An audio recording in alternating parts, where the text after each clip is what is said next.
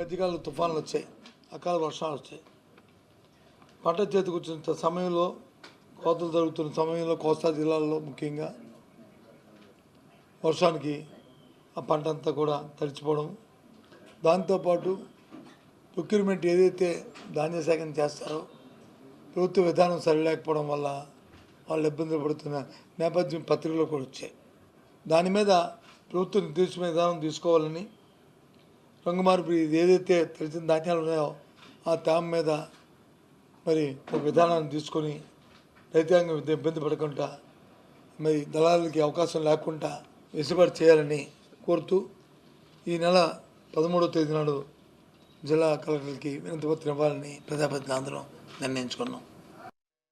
రాష్ట్ర వ్యాప్తంగా క్లోప్ ఛార్జీల పేరు మీద సుమారు ఈ నెల అయితే 58 పైసలు, వచ్చే నెలలో అయితే ₹5, ఆ పై వచ్చే నెలలో అయితే ₹20 పైసలు, ఆ రకంగా సంవత్సరాంతం కూడా ప్రతి వినియోగదారుడి మీద సుమారు ₹20 నుంచి ₹25 పైసలు అధికంగా ఒక్కొక్క వినియోగదారుని యూనిట్కి చిన్న పెద్ద తేడా లేకుండా ఏవైతే 6 స్లాబ్లు ఉన్నాయో 6 స్లాబ్లకి మరి దీన్ని పెంచడం అనేది చాలా ఇది అన్యాయము. ప్రభుత్వమే దాన్ని సర్దుబాటు చేయాలని, ఇచ్చిన ఆర్డర్ని మరి రోల్ బ్యాక్ చేసుకోవాలని మరి డిమాండ్ చేస్తూ అన్ని జిల్లా ఎస్సీ ఆఫీసుల దగ్గరికి వెళ్ళి వాళ్ళకి వినతిపత్రం ఇవ్వాలని మరి నిర్ణయించాం. ఇప్పుడు వచ్చి ఫీజు రింబర్స్మెంట్ని మరి ప్రభుత్వం వచ్చి 7 నెలలైంది. మరి గత ప్రభుత్వంలో ఆగ్రబాద్ ఇవ్వాల్సి వచ్చిన దాన్ని కూడా మరి రిలీజ్ చేద్దామంటే ఎలక్షన్ టైంలో చేయకూడదని అప్పుడున్న అది ఎలక్షన్ కమిషన్ కానీ లేదు ఇప్పుడు ఈరోజు అధికారంలో ప్రభుత్వాన్ని ఆ రోజు ఎన్నికల్లో పిటిషన్ పెట్టి దాన్ని ఇవ్వనీకంటే ఆఫ్ చేసిన నేపథ్యం. కాలేజీల్లోనే వచ్చి మరి ఫీజు కడితే కానీ పరీక్షలు కూర్చొని చెప్పని మరి చెప్తున్న పరిస్థితిని కూడా మరి ప్రభుత్వం దృష్టి తీసుకొచ్చి వెంటనే 3వ తారీఖు లోపల మరి వాటిని ఇవ్వాలి.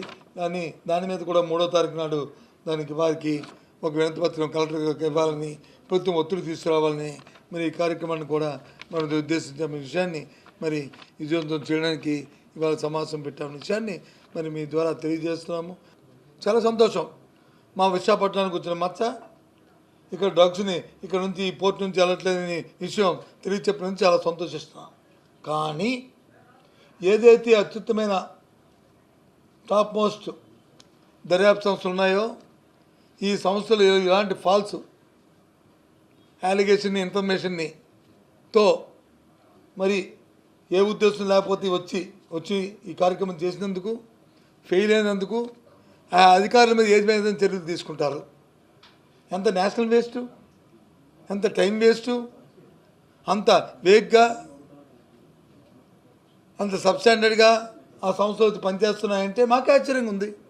మన దేశం పరువు ఏం కాను, ఇంటర్పోల్ పరువు ఏం కాను, సిబిఐ పరువు ఏం కాను, గరుడ ఆపరేషన్ తాలూకు పరువు ఏం కాను. కాబట్టి దీనికి సంబంధించి ఎవరైతే దీన్ని ఈ విధమైన ఇచ్చారు వాళ్ళ మీద చర్య తీసుకోవాలని రేపు కేంద్ర మంత్రి గారికి, మన అమిత్ షా గారికి, హోంమంత్రి గారికి రేపు ఇంకో లేఖ కూడా రేపు రాస్తున్నాం. ఏపీలో